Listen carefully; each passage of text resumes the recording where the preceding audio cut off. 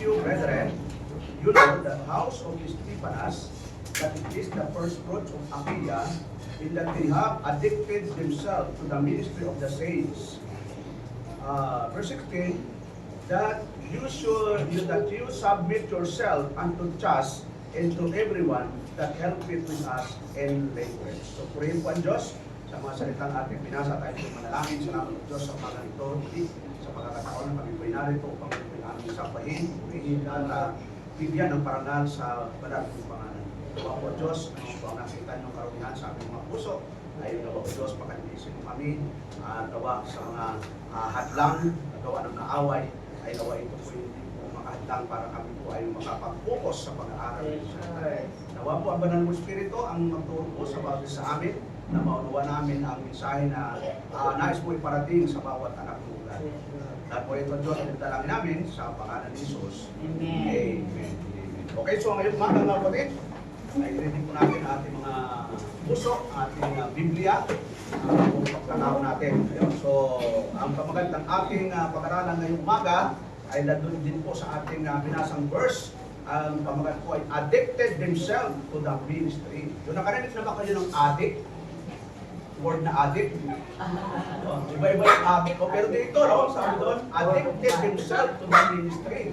Yun. Ibig sabihin, na nakaka-addict po yung paglilingkod sa Lord. Ibig sabihin, yung parang pinananabikan mo, hinahanap mo na maglingkod sa Panginoon. Yun yung kailangan nating pagkasabikan. Kasi marami pong kinasasabikan dito sa mundo, mga temporal na mga bagay. Pero mapasin po natin, sabi po dito, ito po isulat na ating kapatid, Apostol Pablo, sa mga mananampalataya sa Corinto. Kaya sabi po niya, ipinamamanin ko nga sa inyo, mga kapatid, so naka-address po sa mga kapatid doon po sa Corinto, nalalaman ninyo na ang sangbayan ni Stephanas ay siyang pangunahing bunga ng Achaia at nagsisi talaga sa paglilingkod sa mga banal. So ito po yung talagang unang mandato natin, siyempre purihin ang Diyos, magbigay ng kaluwalhatian. Pero sabi doon, at sa paglilingkod sa mga banal, yung naglilingkod tayo sa kapwa mananampalataya. That you, sabi doon, you submit yourself unto trust and to everyone that helpeth with us and laboreth, na kayo'y pasakop naman sa mga gayon at sa bawat tumutulong sa gawa at nagpapagal. So, importante po sa bawat isa po sa atin na maunawaan na bilang member ng isang local church, mayroon tayong kanya-kanyang obligasyon, mayroon tayong kanya-kanyang mga gawain na dapat gampanan sa ministeryo ng Panginoon. Yung key phrase dito, yung addicted themselves to the ministry. Ayun, addict ba kayo sa ministry mga kapatid? Amen. Ayun, addict po ba yun? Sabi na banggit, addicted. Ayun, addicted themselves to the ministry. In the scriptures, this means devoted. Napaka-devoto sa paglilingkod sa Panginoon. Set apart. Ibinukod na po tayo ng Diyos, fully given, not enslaved or forced, a willing, steadfast service. So maganda po yung willing, yung hindi napipilitang paglilingkod. Di ba? Ang ganda ng pakiramdam kapag gumagawa ka ng, anong tawag doon? May pusa. Yun.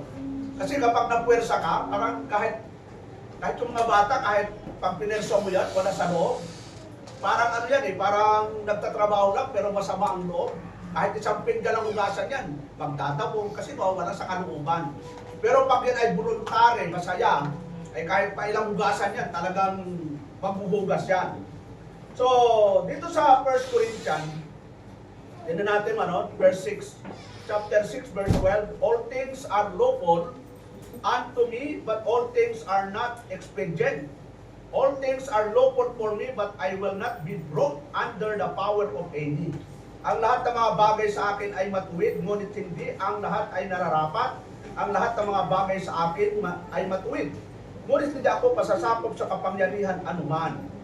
Si Peter chapter 2 verse 19, kapatid, tinanong po natin, while they promised them liberty, they themselves are the servants of corruption, for of whom a man is overcome of the same is the brought in bondage.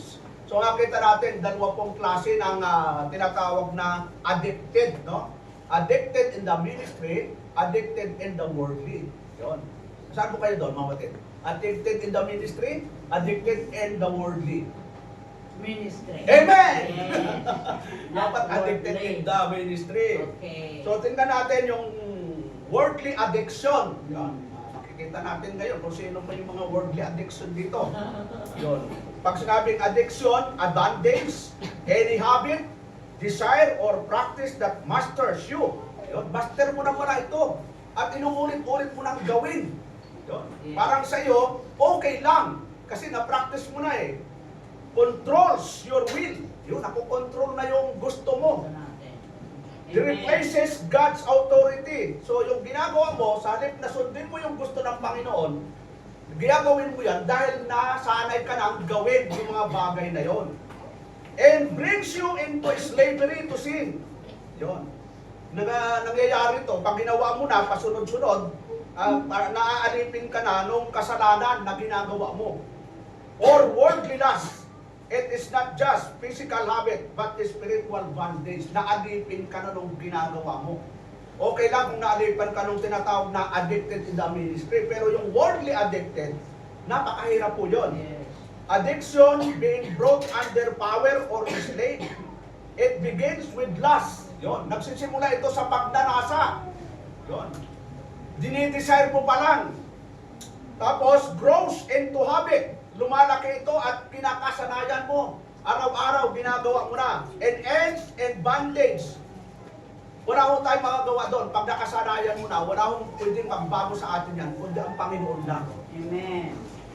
Yung nanay mo, yung tatay mo, kahit ang pastor mo, hindi ka pwedeng baguhin. Diyos lang ang pwedeng magbago sa atin na sa mga nakasanayan natin ng mga worldly habit, yung mga worldly lust. What the Bible calls addiction, bondage. Bondage, number one, bondage to sin in lust. Yun ang number one. Naalipin na po kahit Kristiyano ng kasalanan. Romans 6:16, know you not that to whom you yield yourself servants to obey his servants, you are to whom you obey, whether of sin unto death or of obedience unto righteousness. Hindi ba ganyo nalalaman na kung kanino ninyo inihandog ang inyong mga sarili na pinakaalipin upang tumalima ay kayo. Kayo'y mga alipin na yaong inyong tinatalima maging mga kasalanan sa ikamamatay. Yung mga ginagawa tayong kasalanan, ikinamamatay po yun. Maaaring di ka mamatay physical, mamamatay ka sa spiritual. Yung good relation mo sa Diyos, mamamatay. Maging ng pagtalima sa pagiging matuwid. Titus 3:3. So, buklat po kayo ng Bible, mga kapatid. Huwag na po kong titigan, baka matunaw. For ourselves also were sometimes foolish. Yun.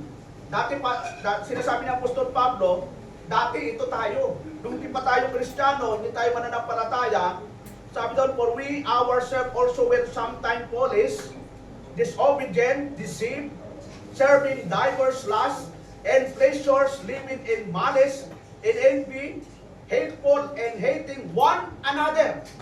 Sapagkat tayo rin naman ng unang panahon ay mga mangmang. So tayo noon, wala tayong kalam-alam eh.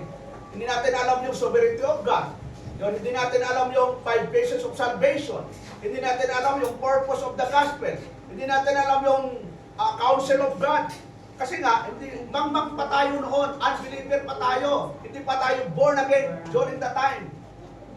Pag sinabing hindi born again, spiritually dead.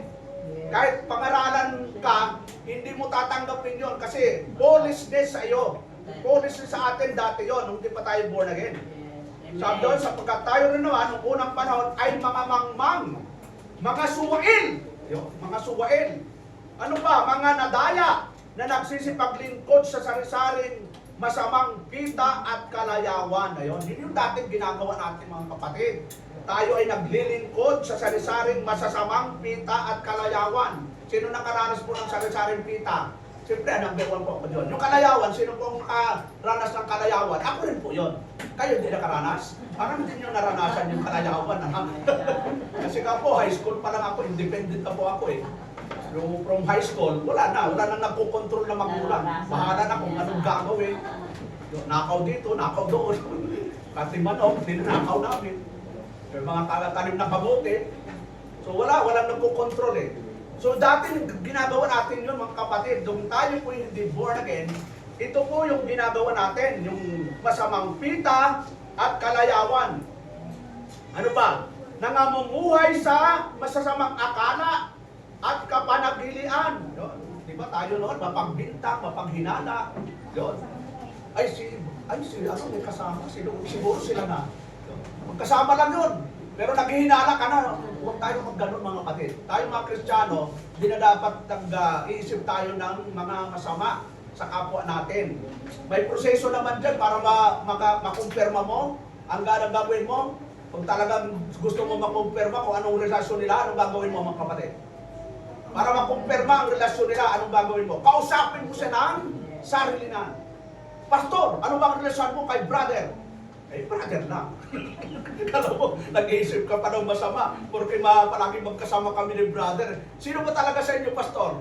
Siya ba o ikaw? Yun. Isa na ang tao talaga medyo mapaghinala. So ano ba? Nangangamuhay sa masamang kapanaghilian. Yun, kapanaghilian. Dati tayo, nananaghili, masyadong jealous. Minsan may yung ibang kapwa natin ay tumaas lang yung antas ng buhay. Ang taas ng antas ng ating tawag doon, na nanaghili na tayo. Nakabili lang ng rep yung isa, gusto mo rin magbili, wala kang ang pagbili, kaya inutang mo sa Mumbai. Sabi nga, pag kaya at kailangan, pwede bilhin. Eh, minsan bumibili lang ang tao dahil sa kapanaghilian eh. Bumibili lang ang tao dahil nakita lang sa kapitbahay. May rep na malaki, dahil nakita mo, bibili pa rin ng rep. Saan ilalagay yung isang rep? Sa CR. Ano mo, habang nagsisiyar, inom-inom naman ako ng tubig. So, hindi po ganon. Wala na tayo ng mga kapatid. Born again na po tayo. Kristiyano na po tayo. Wala na tayo dapat kapanaghilian. Ito po yung sinasabi ni Apostol Pablo kay Tito para ipaalala na bilang Kristiyano, dapat yung mga old nature natin ay mawala na po. At tayo'y nangagkakapungutan. Di ba? Yung dati, galit ka ngayon. Ang isip natin, paano kung galit ka? Hanggang kamatayan. Di ba maraming nagsasaulian ng ano? Anong sinasauli? Nagsasaulian ng kandila. Yun, dati tayo, ng Katoliko. Kung magsulit tayo ng kandila, bakit to? Ramdam yung galit, umot sa puso nila. Dati tayo. Pero tayo mga Kristiyano ngayon, dapat wala na po yun. Pero ito yun, Galatians 5:19-21. Ito po, ini-specify na po ni Apostol Pablo yung lust of the flesh. Lust of the flesh, ito po sa, now the works of the flesh are manifest, which are this, yun, adultery. Yun. Bakit palagi inuuna yung adultery mga kapatid? Napaka-importante po kasi yung tinatawag na aral na kapag may asawa ka, is talagang focus ka sa asawa mo. Yun. Huwag kang mag-extra. Bawal ang extra sa pag-aasawa. Kung ikaw mag-aasawa, kamatayan lang ang pwedeng maghiwalay sa mag-asawa. Kung hindi patay, bawal mag-asawa except sa halimbawa, wala nang asawa pero nag-commit ng adultery yung asawa mo, yun lang, pwedeng mag-asawa yun. Pero kung hindi nag-commit ng adultery yung asawa, hindi pwedeng mag-asawa. Iintay mo siyang mamatay. Ipag-pray mo ka, Lord, sino kaya mauna sa amin? Siya o ako? Dapat specific, Lord, kunin mo na siya, Lord, para mapapag-asawa ko. Masama naman yun, no? So, dalawa lang. Para makapag-asawa ka, mamatay yung asawa mo, o kaya nag-commit ng adultery o fornication. So, pag hindi, wala kang karapatang mag-asawa kasi kung buhay pa. Kasi may naghihiwalay din naman sa adultery. Naghiwalan dahil nag-away, nagsampalan, hindi natiis. So, walang karapatang mag-asawa yung both side. So, magtitiisan talaga kayong single. Yun. Single kayo sa buhay, pero kasal talaga kayo, mag-asawa kayo. So, ang pinapayagan lang na mag-asawa, except, sabi ng Panginoon, nag-commit ng adultery yung babae o lalaki. Doon ka lang makakapag-asawa. Kailangan matibay yung ebidensya. Kasi pag walang ebidensya, baka chismis lang yon. Kailangan may ebidensya. Ano yung mga pwedeng ebidensya? Yon, video, mga message, o mga picture, o yun, pwedeng ebidensya. Kasi tatanggapin sa korte yon. So, ipakita nyo mo sa akin para ako magsala, totoo bang ebidensya yan. So ano pa natin? Sabi doon, fornication. Yun, fornication, ito. Yung mga dalaga at binata na nagsasama na hindi kasal, bawal po yun. Yun, fornication ang tawag doon. So kailangan talaga magpakasal, magplano. So ilang taon bago magplano? Mga 10 years. So hindi naman, one day na, dapat nagpaplano na. Kasi kung nagsasama na, uncleanness, lasciviousness. Yun, idolatry, witchcraft, hatred, variance, emulation, wrath, strife, sedition, heresies. Yun, pagsama sa Diyos-Diyosan, pagkukulang, mga pagtataliman, mga pagtatalo, mga paninibubog, pagkakalitan. Envying, murders, drunkenness. Yun, ito. Kahit itong mga bagay na ito, sabi ng revealing and just life of the which I tell you before, as I have also told you in time past, that they which do chastity shall not inherit the kingdom of God. Naglalasing po ba kayo mga kapatid? Sino bang umiinom sa inyo ng alak? Ako umiinom po ng alak, pero hindi ako naglalasing. Hindi naman sinabing, wala naman sinabing huwag kang uminom ng alak eh. Ang sabi sa Bible, huwag kayong maglasing ng alak sapagkat kinaroroonan ito ng kabuluhan. Eh, para hindi ka malasing, dahil wala kang kontrol, huwag ka na uminom. Yun. Ako umiinom, di ba? Umiinom nga tayo tuwing Lord's Supper, di ba? Pero hindi naman tayo nalalasing. So, ang bawal sa Bible o yung maglasing ng alak. Dahil proven natin yan, nung unbeliever tayo, di ba? Napatay lasing. Kasi nga, kami galing sa lalo sa bukid. Yung bukid kasi, mayroon tinatawag na pilapid. Yun. Alam niyo, pag yung pilapid? Yes. Yun.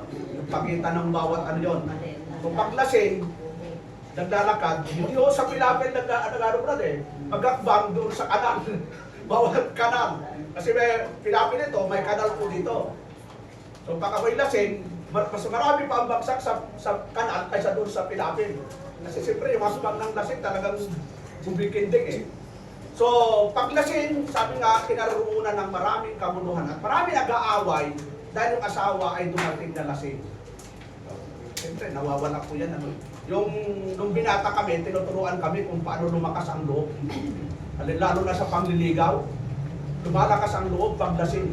Yung hindi makapagsabi, paglasing, nasasabi na. Kaya kapag sinabi ng babae, ano bang sinabi mo katabi?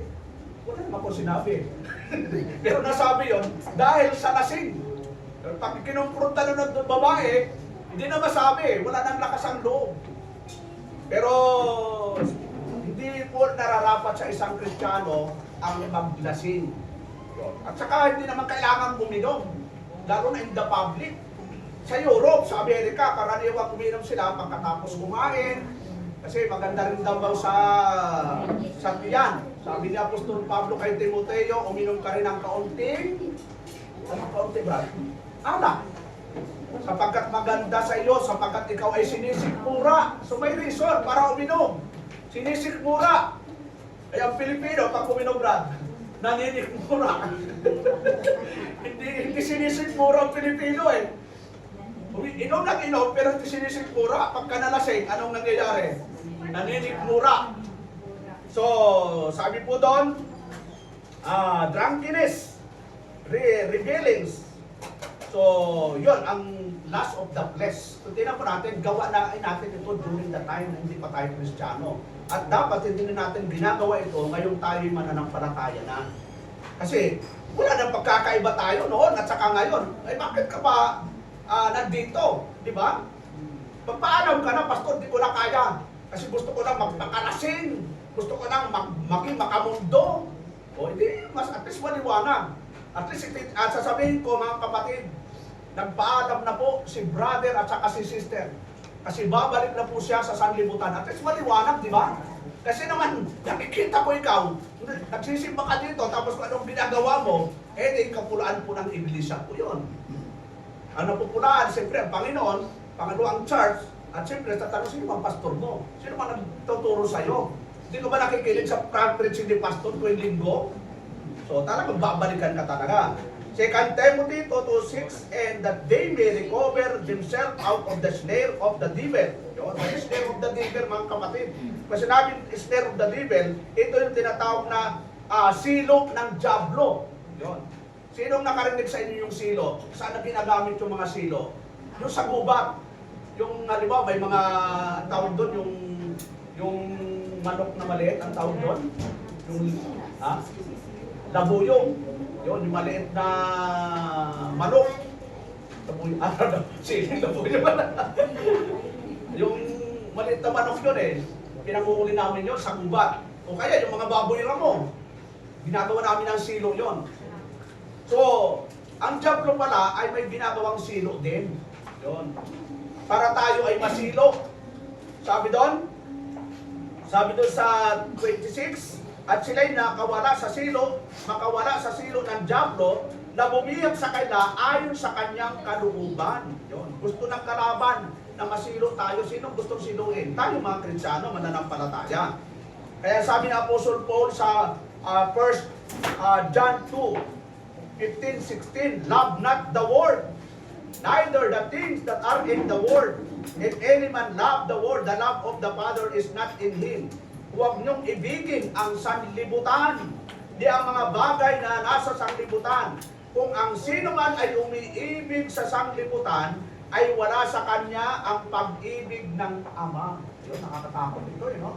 Maaaring mahal na mahal mo ang sanlibutan, mahal-mahal ka rin ng sanlibutan, nagpapalitan kayo ng pagmamahal, pero yung pagmamahal pala ng Diyos na wala na sa iyo. Nakakatakot po yun. Bakit to? Pababayaan ka talaga ng Diyos eh. Sabi doon po, 16, for all that is in the world, yun. Ano ba yung lahat ng nasa mundo? The lust of the flesh, the lust of the eyes, and the pride of life is not of the Father, but is of the world. Yun. Lust of the eye, lust of the flesh, pride of life. Hindi ito galing sa Diyos. Ito ay sistema ng mundong ito at ito yung ginagamit ng kalaban para ibagsak po tayo. Yung tatlong yon. Sapagkat ang lahat ng nangasa sa sanlibutan, ang masamang pita ng laman, at ang masamang pita ng mga mata, at ang kapalaluan sa buhay, ay hindi mula sa Ama, kundi sa sanlibutan. Galing po sa sanlibutan. Sistema lang ito.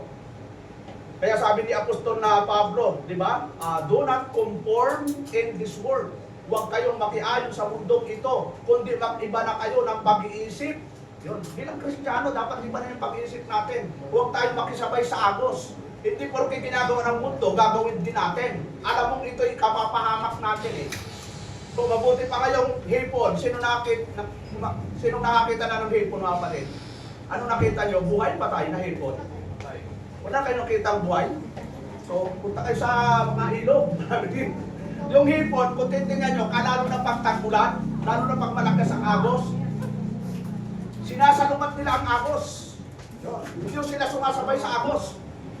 Kaya kami, pag gumabaw kami ng nung patibong, yung tawag sa amin ay tain. Yung bungang nakaharap doon sa ng agos kasi yung mga hipon, papasok po doon. At makikita mo, pag tagulan, ang dami naming nahuhuling hipon. Kasi alam namin na yung mga hipon, kapag sumasalumat sila sa agos. Mabuti pa yung hipon, sumasalumat sa agos, tayo po mga kapatid. Sumasalumat baka tayo sa sistema ng mundong ito. Ang sabi ng Apostol Pablo, huwag kayong makiayon sa mundong ito. Mag-iba na kayo ng pag-iisip. Yun ang sabi ni Apostol Pablo. Sabi sa Matthew 6:24, tingnan po natin. No man can serve two masters, for either he will hate the one and love the other, or else he will hold to the one and despise the other. You cannot serve God and Mammon. Sino may hindi makapaglilingkod sa dalawang Panginoon, sapagkat kapupuutan niyang isa at iibigin ang ikalawa, o kaya'y magtatapat siya sa isa at pawawalang halaga ang ikalawa. Hindi kayo makapaglilingkod sa Diyos at sa mga kayamanan. Ang tanong mga kapatid, sino ang mas mataas ang halaga sa inyo? Ang Diyos o yung mundo? Sino mas priority? Yung Diyos o yung mga material? Dapat priority natin ang Panginoon. Matthew 6:33, kahit ulit-ulit yun, balik-balik na rin. But seek you first the kingdom of God and His righteousness, and all these things shall be added unto you. Nandun po yung pinaka doon, priority, the kingdom of God. Pattern, the righteousness of God. Yun. Nandun lang po yun eh. Pangalawa, yon, bondage to habit and weakness. Yon, alipin po tayo ng ating nakasanayan. Alipin tayo ng ating mga kahinaan. Ang sabi po ng Proverbs 5:22, his own iniquities shall take the wicked himself, and he shall be holden with the cords of his sins. Ang sarili niya mga kasamaan ay kukuha sa masama, at siya'y matatalian ng mga panali ng kanyang kasalanan. Proverbs 23, yun, maraming verse po ito eh. 29:35, sabi doon, who had sorrow, who had contention, who had babbling, who had bonds without cause, who had ripped eyes. Sino may eyes, sino may kapanglawan, sino may pakikipagtalo, sino may daing. Yun, nagtatanong ito eh. Sino ang may sugat na walang kadahilanan? Sino ang may manigas na mata? Silang nangaghihintay sa alak. Yun, gano'n. Mga tinutukoy ito, mga lasinggo. Silang nagsisayaon upang humanap ng pinaghalong alak. Tapos, huwag kang tumingin sa alak. Yun pala, huwag daw tumingin sa alak, Brad. Ano sabi doon? Sabi doon, huwag kang tumingin sa alak pagka mapula, pagka nagbibigay ng kanyang kulay sa saro. Sa huli ay kumakagat ito na parang ahas. Ganun mo yun, kapag ikaw ay nakailang tagay ng, ng alak, parang kamandag na ng ahas yung talab. Sabi doon, at tumutukang parang ulupong. Tapos anong resulta? Ang iyong mga mata, yun, kapag lasing na, anong nangyayari? Ang iyong mga mata ay titingin na may katuwang bagay. Ang iyong puso ay nagbabadya ng mga magdarayang bagay. 34. O ikaw ay magiging parang nahihiga sa gitna ng dagat, o parang nahihiga sa dulo ng isang palo ng sasakyan. 35. Kanilang pinalo ako, iyong sasalitain at hindi ako nasaktan. Kita mo yung mga lasinggo, suntukin man, bugbugin mo yan, di mararamdaman. Saka mararamdaman yan pag kailan? Pag nahimasmasan na. Yun. Bugbugin mo yan, di mararamdaman yung sakit eh. Pero kinabukasan, ako bakit sakit ang katawan ko? Yung pala, dami ng pasabrad eh. Ganun po, no? Yan ang resulta ng nalalasing. Kaya tayo mga Kristiyano, hindi ina-advise na maglasing. Romans 7:15-23. For that which I do, I allow not, for I would that do, I not, but what I hate, that I do. Sapagkat ang ginagawa ko, hindi ko nalalaman.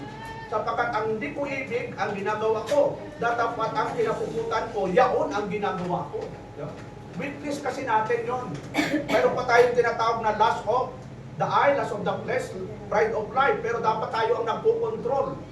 23, but I see another law in my members, warning against the law of my mind, and bringing me into captivity to the law of sin, which is in my members. Dapat nakikita kong ibang kautusan sa aking mga sangkap na nakikipagbaka, yun, laban sa kautusan ng aking pag-iisip, na dinadala akong bihag sa ilalim ng kautusan ng kasalanan na nasa aking mga sangkap. Yun. Nandito talaga yung battle sa ating mga kapatid. Wala kang pwedeng sabihin best enemy. Si Satanas pwede natin itaboy. Yung mga unbeliever pwede natin iwasan. Eh, paano mo iiwasan yung sarili mo? Ikaw na ngayon. Yun. Dalawa yung pagkatao natin is physical saka spiritual.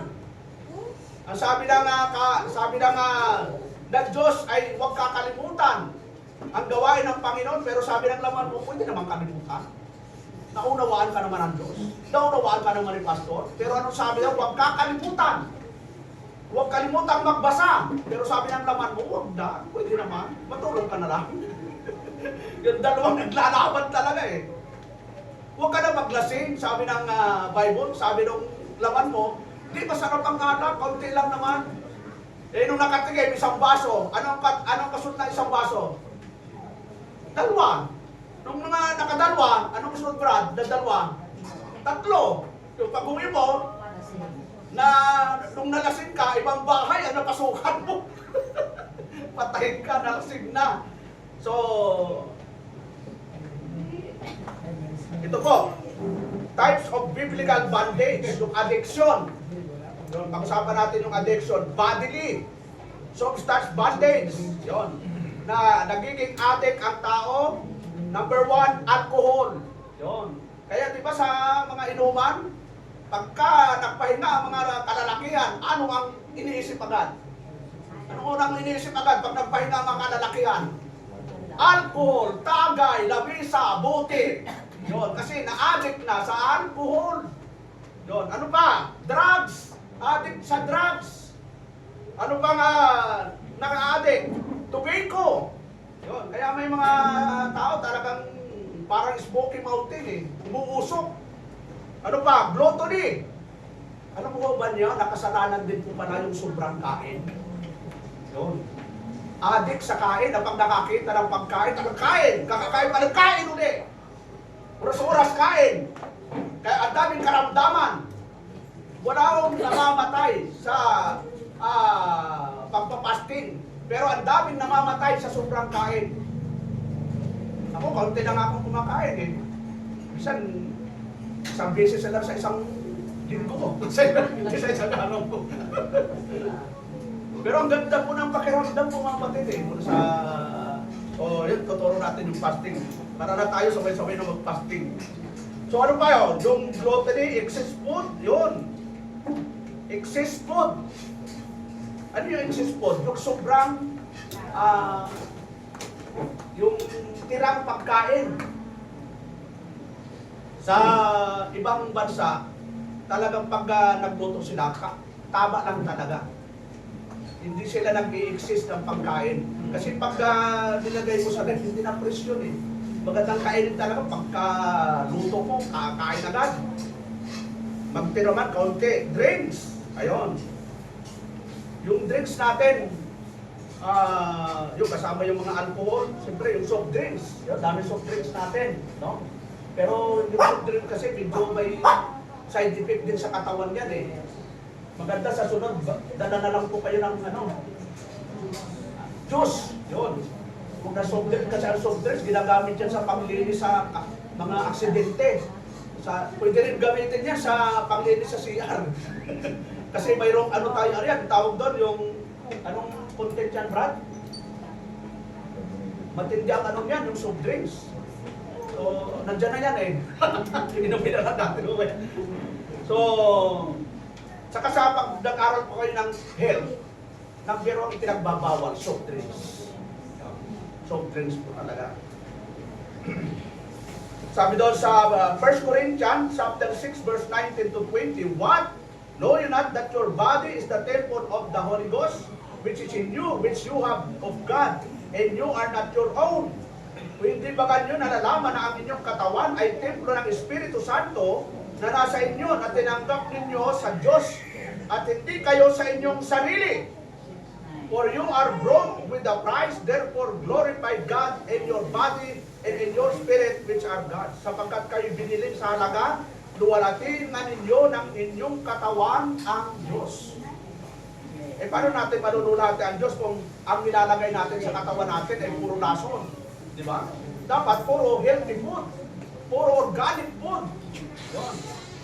Eh pag hindi na organic food yan, ako, malalason talaga, kaya maraming cancer. Di ba yung, sino yung namatay dyan? Di ba si John? Anong naging problema nun? Kidney. Ano po? Sito at saka chichirya. Ayun, so mga kinakain, Hindi siya nagtutubig. soft drink, chichirya, Hindi siya nagtutubig. hindi na nagtutubig. Kasi talagang gano'n ang mangyayari. Eh, nung kahapon ba yun, ano? Kahapon sister, no? Opo. Pagkagising ko nga, may kumakatok dito sa Dapat na madaling araw pa, sabi ko, naku, tulog ko yung si Pastor. Sa umaga na lang. Pagdating ko doon, medyo umahabol pa yung iba eh. Mahabol. Eh, sabi ko na lang, wala na tayo sabi ko na lang sa prayer, kung anong kalooban mo, Lord, kung pupunin mo na siya, ano, i-comfort mo, yung maiiwan. At siya naman ay nandun na sa kabilang buhay. Pero ang punto nun, bakit ang kasakit siya, di ba? Sa kinakain, sa iniiwan. So may epekto kasi sa katawan natin, lahat ng pinapasok natin. Hindi lahat ng masarap, eh ikalulusog. Hindi makakatulong. Sabi ni Apostol Pablo, di ba nyo alam na ang inyong katawan ay templo ng Diyos? Na ang templong ito ay banal. Kaya kung ano nga kinakain natin, ininom, kung ikawawasak yan, magagalit ang Diyos talaga. Kaya babili na lang kayo ang prutas, bigayin nyo, hindi fruit juice. Mamahal pasto. Kaya bibili na lang kayo ng kulay. So, ano pa? Proverbs 23:30.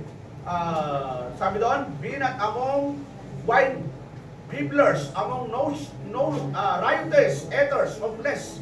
Huwag kang mapasama. Yun. Mga kalalakihan.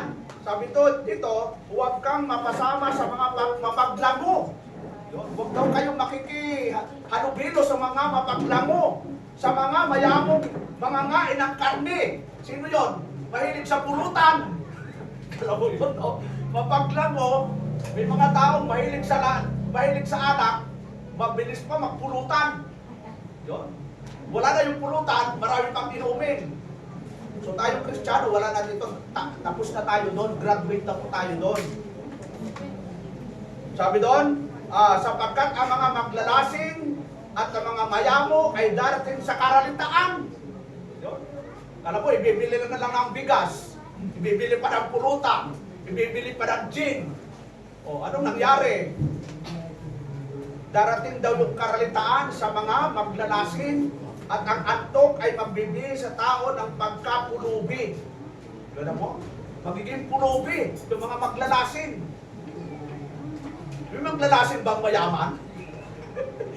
Mauubos na yung pera eh. Ito, sunod po, yung pagiging addicted, mental. Nagre-resulta ito ng mental, digital, entertainment, bondage. Ayun, tingin dito mga young people. Ayun. Gaming. Ayun, addict sa paglalaro.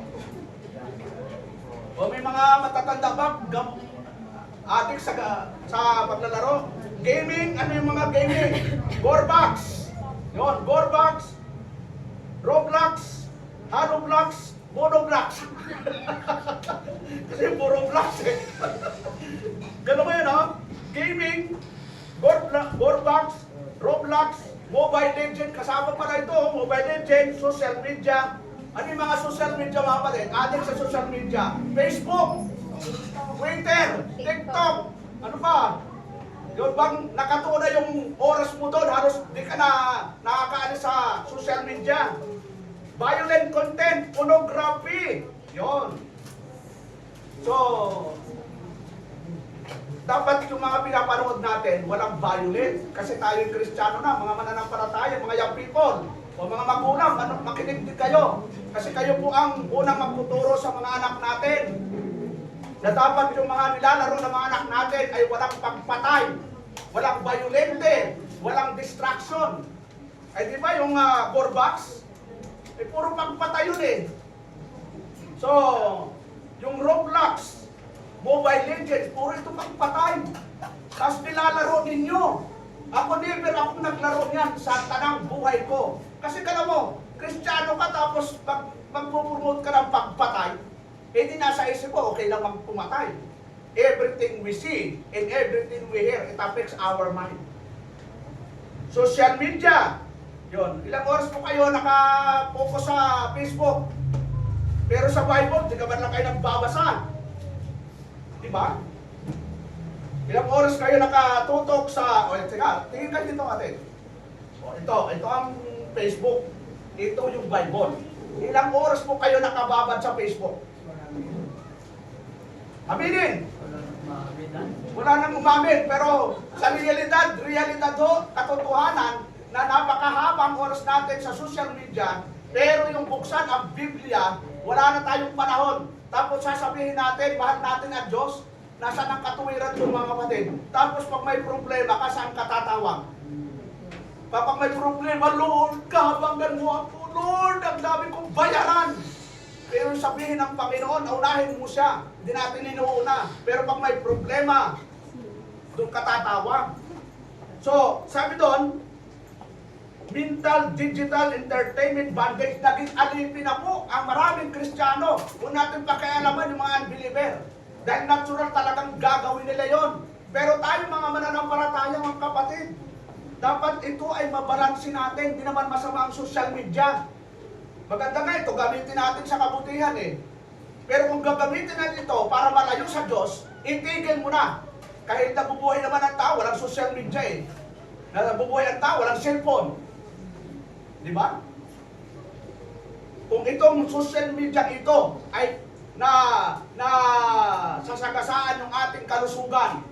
Kasi maraming mga Kristiyano, kung natin pa kailangan believer, nagpupuyat dahil sa social media, dahil sa maglalaro. Eh di nakakasala na po tayo sa Diyos dyan, mga kapatid. Ano pong sabi ng 1 Corinthians chapter 3 verse 16? Tingnan po natin, mga kapatid, sabi ni Apostol Pablo, "Know you not that you are the temple of God and that the Spirit of God dwelleth in you?" Siyempre, ang context nito, yung iglesia na Corinto. "If any man defile the temple of God, him shall God destroy. For the temple of God is holy, which temple you are." So lahat po tayo, mga kapatid. At tinuturuan po tayo maging disiplinado. Sabi ni Jose Rizal, anong sabi ni Jose Rizal? Yun, ang kabataan, ang pag-asa ng bayan. Pero ngayon, ang daming kabataan na.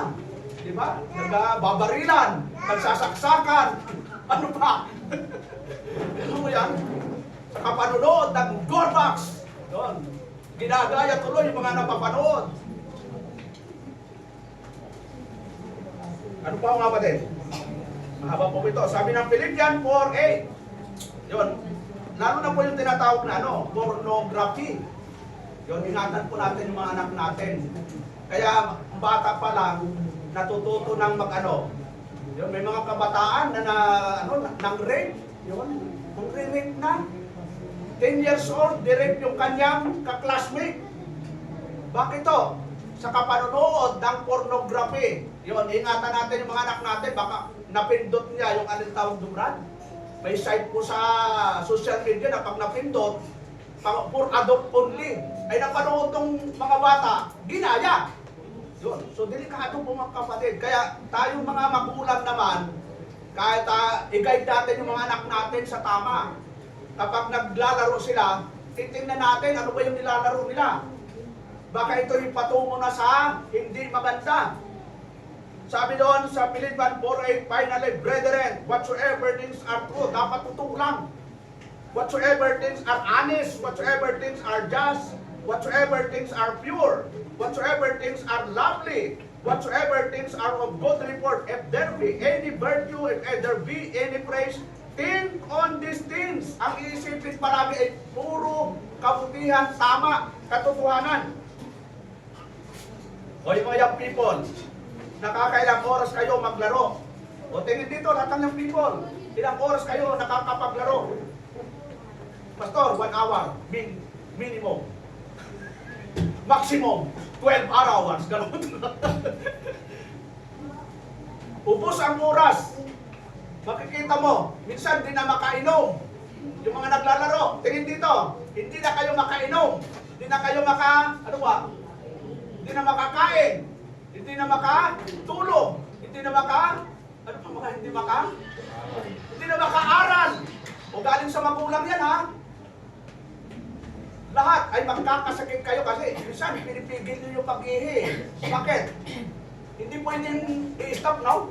Hindi pwedeng i-pause. So pipigilin nyo. Pipigilin nyo dahil matatalo kayo eh. Ang dami hong magbubunga ng masama yung paglalaro ng online game. Kaya tayo mga magulang, piliin naman natin ipapalaro sa mga anak natin. Mag-ano na lang kayo, yung plantation, yung pagtatanim, matuto pa yung mga anak natin magtanim. Yun. Ang dami namang games na pwede laruin sa online. Bakit pa yung mga patayan, mga gira, mga pagkasa ng barel, tsak, tsak, tsak. So, yan. Unti-unti natin mga kapatid.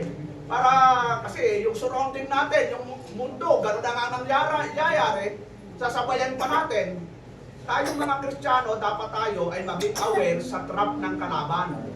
May trap po yan eh. Tingnan po natin sa Ephesians.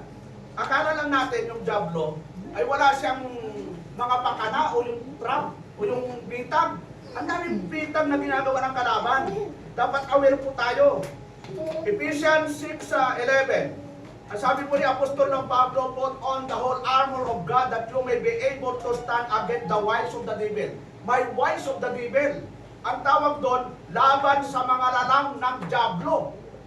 Eh, hindi naman gagawa ang diablo ng mga dragon na ito, lalang ko yan. Hindi po, walang ganon. Wala na yung makita mong Leviathan o yung mga malalaking mga creature para sabihin mo ito, gawa ng diablo. Hindi po, yung mga, lalo na po yung mga nagre-resulta ito na mawala ka sa focus sa paglilingkod. Hindi mo alam, yun na po yung tinatawag na trap sa atin ng kalaban.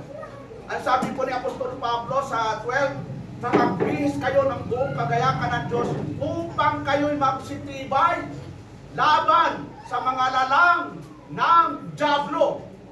Yun. Bakit to? Sabi sa verse 12, for we wrestle not against flesh and blood, but against principalities, against powers, against the rulers of the darkness of this world, against spiritual wickedness in high places. Ganun po, yun ang kalaban natin. Spiritual, hindi nakikita. Gumagamit lang siya ng mga trap para bumagsak po tayo. At isang mga ginagamit niya, yung mga social media. Yun. Ano ba, nagpupuyat ka. Gusto ni Satanas, magpuyat ka nga eh. Bakit to? Ano ba si Satanas? Tinan po natin. Si Satanas, ito po yung kanyang trabaho. John 10:10. Sabi doon ng ating Panginoon sa John chapter 10 verse 10, the thief cometh not but for to steal and to kill. Yun. And to destroy. Diba sa games? To steal, to kill, and to destroy. Yun. Sinong gumagawa nun? Kaaway.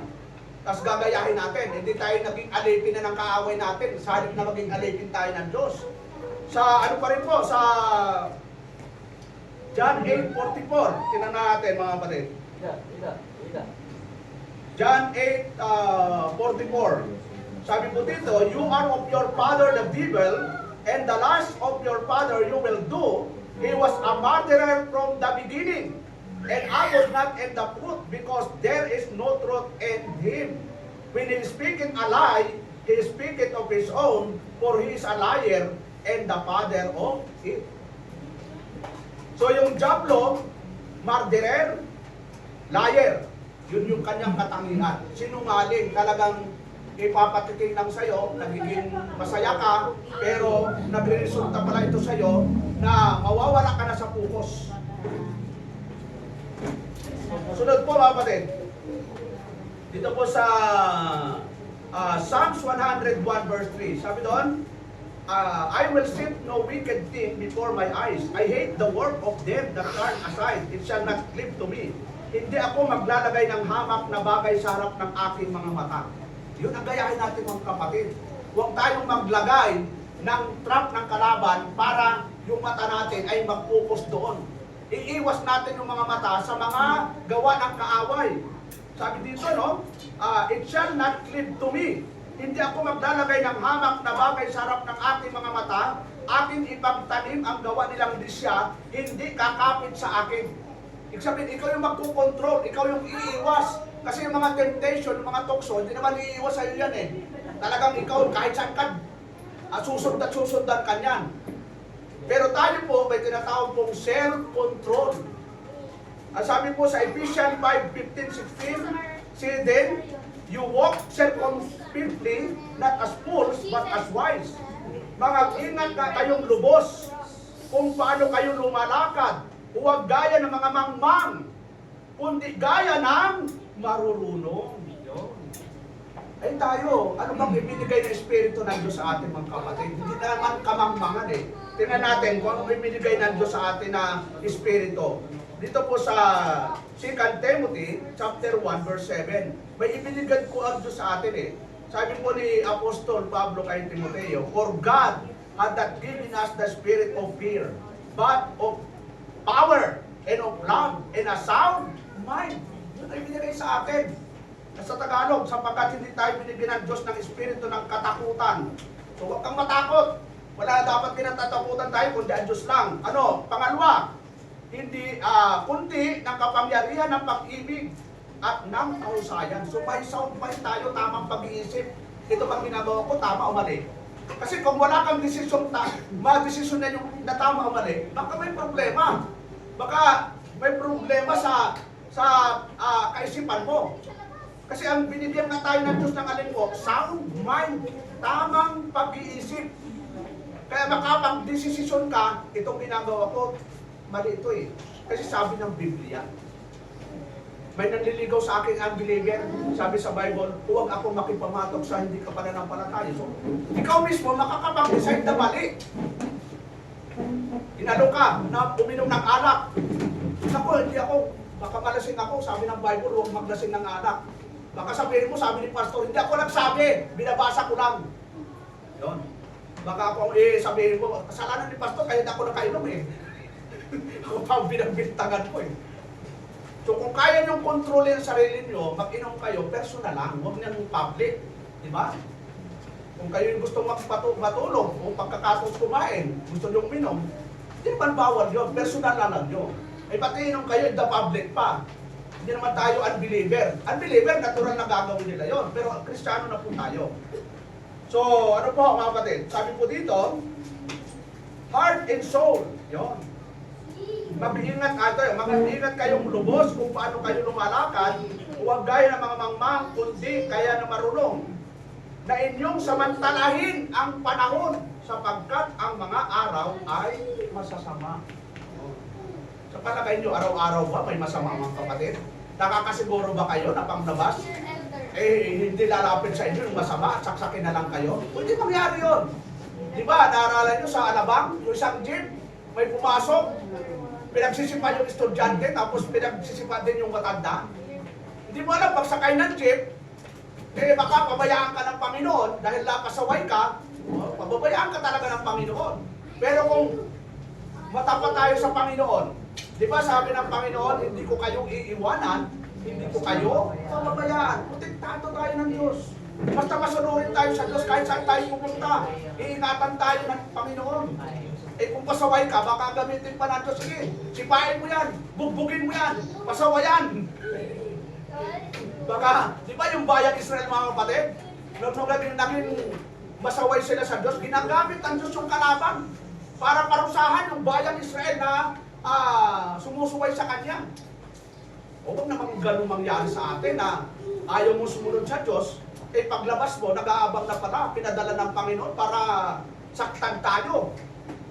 So, heart and soul, bondage. Yun. Lust. Yun. Anger, greed, gossip, pride, heart, idolatry. Sa Colossians 3:5-8. Mortify therefore your members which are upon the earth, fornication, uncleanness, inordinate, affliction, evil, confusion, and covetousness, which is idolatry. Patayin nga ninyo ang inyong mga sangkap ng katawang na nasa ibabaw ng lupa. Ano yun? Pakikiapid, karumihan, masamang pita, masasamang nasa, at kasakiman na iyay pagsamba sa mga Diyos-Diyosan. Wala kang ang revolto sa bahay, pero yung puso mo, punong-puno ng ganito. Yun, punong-puno ng alin? Yung tinatawag na pakikiapid, karumihan, masamang pita, masamang nasa, at kasakiman. Na yun pala ay pagsamba sa Diyos-Diyosan. So, dinalis mo ngayon napakalang revolto, pero sa puso mo, puno ka ng idolatry. Kaya sabi ni Apostol Pablo sa Colossians 3:8, pinapo natin mga kapatid. Yung mga nakaimbak sa puso natin, ano ang sabi ni Apostol Pablo sa mga mananampalataya sa Colosas? But now, kailan daw? But now. Yun. Yung now ba? Bukas o next year? Ngayon. Yun. Sabi niya, but now, you also put all this anger, wrath, malice, blasphemy, filthy communication out of your mouth. Datapat ngayon. Yun. Hindi bukas. ay ino namang layuan ang lahat ng mga ito. Lalayuan daw. Ang alin? Galit. Yun. Kung sinabing galit, ibig sabihin, nagalit ka ngayon, hanggang matulog ka galit, hanggang bukas galit ka. Yun ang talagang galit. Pero hindi ba samang magalit? Sa Bible, sinasabi magalit ka pero huwag kang magkasala. Ang sinasabing galit dito, yung talang nagtatanim ka. Ano yung sabi doon? Kayong, sabi doon sa verse 8, galit, kapuutan, paghihinala. Yun. Ano ba? Panunungayaw. Mga salitang kahalay-halay na mula sa inyong bibig. Kung dapat tayo mga Kristyano, hindi na nababanggit yung mga mahalay na salita. Bayaan na lang natin yung mga makamundo na magsalita sila ng tungkol sa mga kahalayan. Kaya po sa verse 10, ano sabi doon? And have put on the new man, which is renewed in knowledge after the image of Him that created Him. At kayo'y mga bis ng bagong pagkatao na nagbabago sa kaalaman ayon sa larawan niyaong lumalang sa Kanya. Bakit ho dapat tayong layuan yung mga bagay na ito? Kasi bagong pagkatao na po tayo, mga kapatid. Hindi ho tayo dating tao na. Bagong pagkatao na po tayo. Kristiyano na po tayo. Pag sinabing Kristiyano, compassionate and loving. Ano yung letter X? Humble. Doon. Ano yung letter R? Righteous. Letter I, innocent in sin. Yun. Yun. Letter S, servant. And T, teacher. Yun. Kaya pag dinugso mo yung I am natin, yun ang Christian. Wala talaga tayo pag wala ang ating Panginoon. Siya lang ang pwedeng mag-back up sa atin. Ano pa mga kapatid? Dito po sa devil's pattern. Ito yung mga pattern ng Diablo. Yun. James chapter 1 verse 14-15. But every man is tempted. Yun. Hindi naman ang kagad ginagawa yan eh. May temptation munang nangyayari mga kapatid. Hindi naman porke nakita mo yun, sugod agad. Ito ay yung process. But every man is tempted when he is drawn away of his own lust. And enticed. Basahin nga natin sa pagkatagalog. James chapter 1, verse 14 to 15. Sabi doon, kundi ang bawat tao ay natutokso, yun, pagka nahihila ng sariling masamang pita at nahihikayat. Yun. Hindi naman agad nahihikayat eh. Talagang umiiral muna yung tinatawag na lust. Tapos sa verse 15, kung magkagayoy ang kahalayan, kung maipaglihi ay nanganganak ng kasalanan.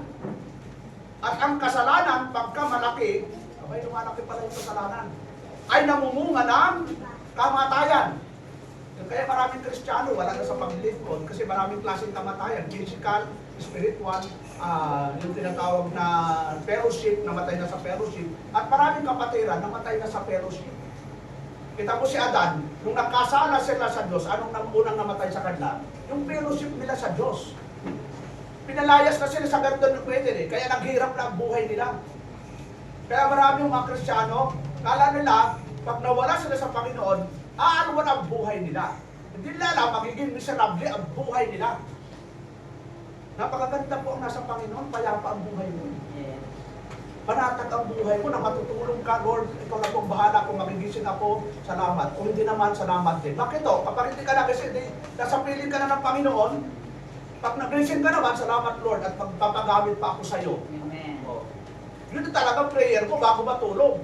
Hindi nung, Lord, matutulog ako, pero yung mga hiling ko sa iyo, bukas nawa, nandyan na. Ganito ang hiling ko sa iyo, Lord. Dapat pagkaroon ako ng boyfriend, girlfriend. Huwag mo nang hilingin yun. Darating at darating yun sa tamang panahon. At nakatakda talaga, naka-blueprint na po yun. Hindi, hilingin mo man o hindi yun, sa takdang panahon na itinakda ng Diyos, darating at darating yun kung talagang nakatakda. Pag hindi nakatakda, at umaasa ka, di ba masakit yun? Ako, darating na ang December, darating na ang aking mahal. Ay, hindi dumating. Ako, sakit. Huwag mong intayin. Huwag mong asahan. At kapag dumating at hindi mo inasahan, yun ang masaya. Yun ang malaking pasalamat sa Diyos. Lord, salamat. Kahit hindi ko hiningi, dumating. Kaysa hiningi mo, Brad, asang-asa ka, hindi ka dumating. Walang dumating sa'yo, di ba? Lord, akala ko, sabi ni Pastor, humingi ako sa'yo, ba't wala pa? Siyempre, ang sagot ng Diyos, hindi lahat ng hiningi mo ay talagang yes ang sagot ni Lord. Yes, talagang yes talaga. No, may no talaga. At wait, baka naman may problema sa puso mo. Di ba sabi ng Panginoon sa Isaiah 59:1 ito, maigli ba ang kamay ko para hindi ko kayo abutin? O ako ba'y bingi para hindi ko kayo dinggin? Ngunit dahil sa inyong kasalanan, kaya hindi ko kayo dinirinig. So may dahilan pala. So aayusin muna natin yung puso natin, baka may problema sa puso natin. Kaya yung mga pinag-pray natin ay nakahanglang dyan. Pag nawala yung harang, ano yung harang mga kapatid? Kasalanan. So, aayusin po natin. Last, ito na po. Last na po ito. Yung tinatawag pong lust, enticement, habit, bondage. Yun po yung formula ng kalaban. Yung tawag ng laman, enticement, habit, bondage. Nagiging habitual mo nang ginagawa yung isang kasalanan. Feeling mo, nagiging tama na sa iyo yun. Kasi nga, naging araw-araw mo nang ginagawa yung bagay na yon. Na hindi mo alam, patungo ka na sa magiging alipin yung ginagawa mo. Kaya kapag nireview ka, magnangatuwiran ka na. Di ba si Adan? Sino ba yung naalala yung nangatuwiran sa Diyos mga kapatid? Si Adan? Sino pa? Si Cain? Sino pa ang mga nangatuwiran sa Diyos? Na mga lingkod ng Panginoon. Lingkod na nga ng Diyos, si Jeremiah. Diba? Lord, bata pa ako. Ayaw. Gagawin ng propeta, pero nangangatuwiran pa sa Diyos. Kung tayo makakatuwiran sa Diyos. Kung ano yung command, kung ano yung utos, ang palaging sabot, yes Lord. Yes, palaging yes. Huwag kang makatuwiling sundin dahil blessing po talaga yon. At paalala natin dyan si Abraham, di ba? Nung tinawag ng Diyos si Abraham, tingnan natin, Genesis 2. Haba pa naman ang oras. Sabi doon sa Genesis 22, ito ba, mahirap pong gawin ito eh. Alam mo, sa katagalan ng kanilang pagsasama, binigyan siya ng isang anak. Tapos hihingin bigla. Ano sabi doon? And it came to pass, after these things, that God then came, Abraham, and said unto him, Abraham, and he said, behold, there I am. Sumagot agad eh. Tapos uminiling niya yung ng Diyos yung kanyang anak na ihandog. Hindi naman siya nag-complain. Agad, nag-response agad si Abraham. Nag-ready, nag-prepare. Kinabukasan, maaga silang nagising at dala-dala yung ihandog, dinala yung panggatong, dala yung magagamit sa pagsamba, yung kutsilyo. Kasi during the time, sasaksakin. Alam ni Abraham, sasaksakin niya yung anak niya. Siyang sasaksak. Kung kayo mga kapatid, sa kalagayan ni Abraham, siyempre alam natin yung kwento. Kaya ba niyong patayin yung anak niyo na panghandog? Mahirap sabihin. Parang nasasabi lang yun dahil alam natin yung kwento ni Abraham. Pero pag tayo mismo ang nasa aktwal, nako, baka sis mo na lang ang anak ni Brother JR. Sasabi ko, halimbawa, Brother JR, ihandog mo si Brother Ismo. Ilagay mo dito sa pulpito. Saksakin mo na! Siguro, pag narinig ni Ismo, takbo agad yan. O kaya si Brother Ismo, magdadalugin kasi nag-iisang anak. Mahirap pong sa kalagayan ni Abraham, ang hirap po. Yung kanyang puso, damdamin, talagang mando. Pero mas mahal niya ang Diyos. Mas mahal niya ang Diyos. Ang isip niya siya ang nagbigay, siya din ang may kaparatang maghinig. Pag ganun po ang mindset natin, hindi tayo mangangamba, magiging relax tayo kasi si Hope, di ba? Pinakamayaman sa lugar niya. Oh. Biglang nawala. Kung kayo po ang mawalan, lahat na. Ilan ho ba ang nawala sa inyo? Pastor, nawala po ang asawa. Asawa lang po yung nawala. Yun.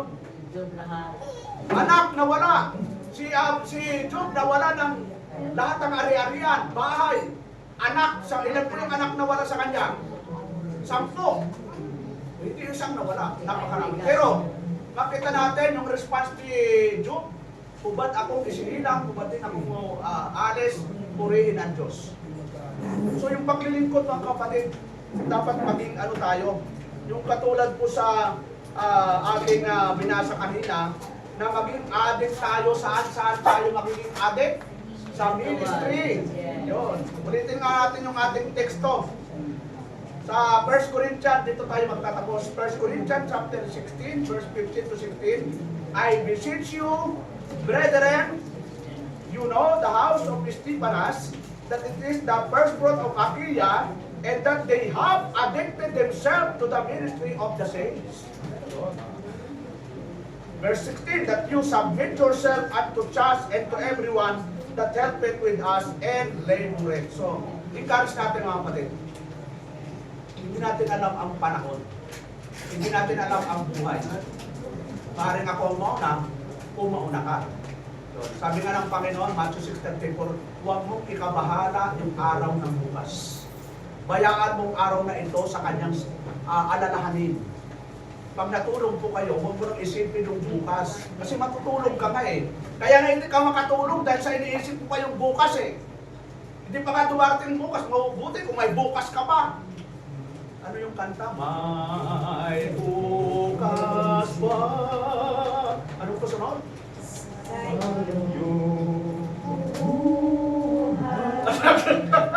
Ang tindi ah. Alam nyo ah. Sa inyong buhay. So, tama yung kanta. Hindi natin alam kung may bukas pa yung buhay natin.